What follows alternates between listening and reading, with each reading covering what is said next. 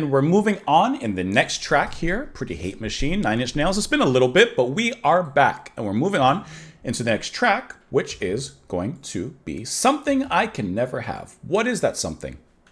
There's a couple ways to find out, but at least here, we're going to find out by listening to the song. Let's dive on into it. We'll talk about it a little bit after. Hold on.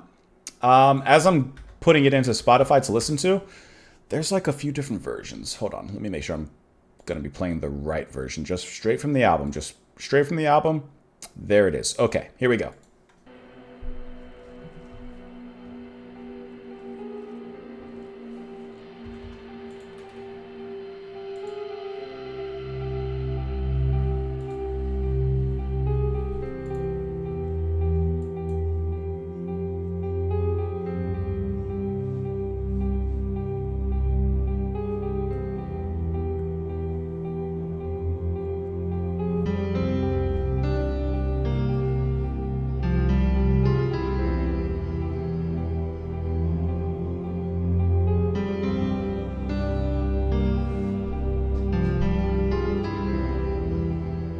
This dark mood that they've set us in, this dark room. I still recall the taste of your tears, echoing your voice just like the ringing in my ears. My favorite dreams of you still wash ashore. It's a good line. Scraping through my head till I don't wanna sleep anymore.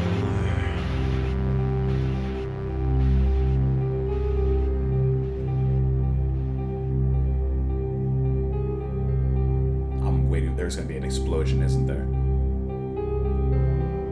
Just waiting for that pop. You make this all go away. You make this all Really cool production with that industrial sound. I'm down It's like to iron just waves. one thing, and I'm starting to scare myself. You make this all go away. You make this all go away. I just want something. I just want something I can never have. I like the mood that's being brewed here.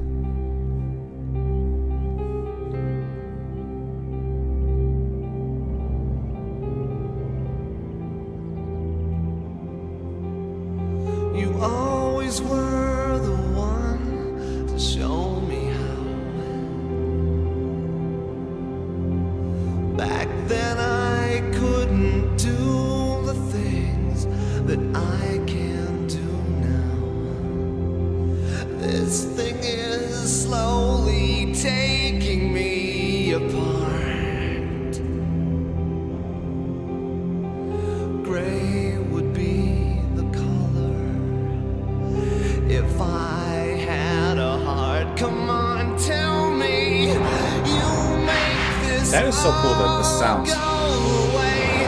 You make this all go away. I'm down to It's like a heavily filtered drum. and it's a totally different room of a factory. Myself. You make this all go away.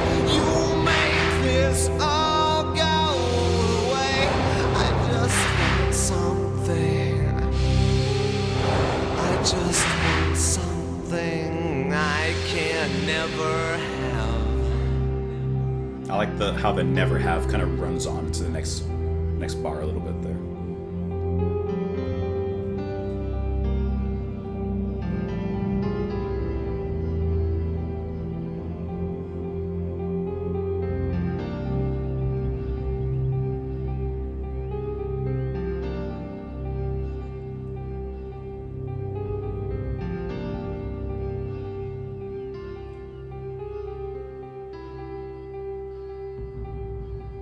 Heard you. In this place, it seems like such a shame.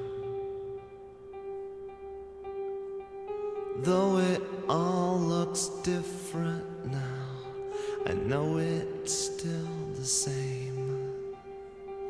Everywhere I look, you're all I see.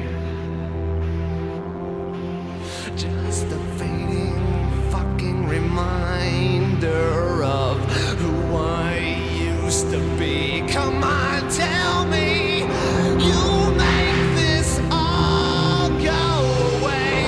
You make this all go away. I'm down to just one thing, and I'm starting to scare myself. You make this all go away. You make it all go away. I just want something. Metal thrum keeps on like. I just want something I can never have. I just want something I can never have.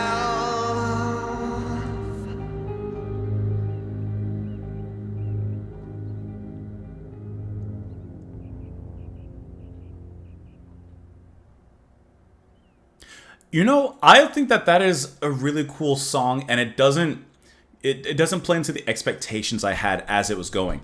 I was expecting like a big drum moment where the drums come in and maybe at the final chorus and it just absolutely obliterates everything that we had heard before. It just comes in with this malice. But it doesn't. At least no drums do.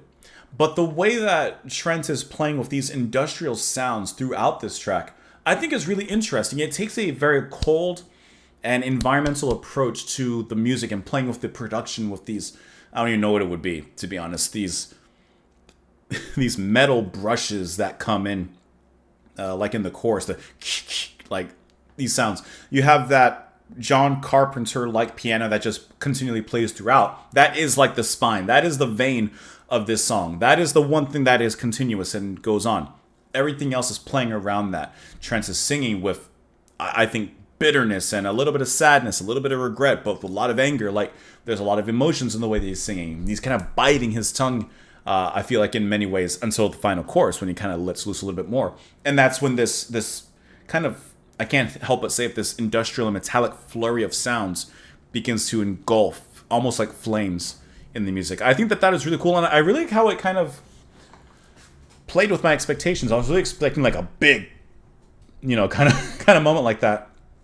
And even though it doesn't come in the way I expected, it does come at the very end there. And when you take this as an album listen, like after the last track was Sanctified, this is like a halfway point. Is it the halfway point of the album, actually? I want to say it is, or if not, it's almost.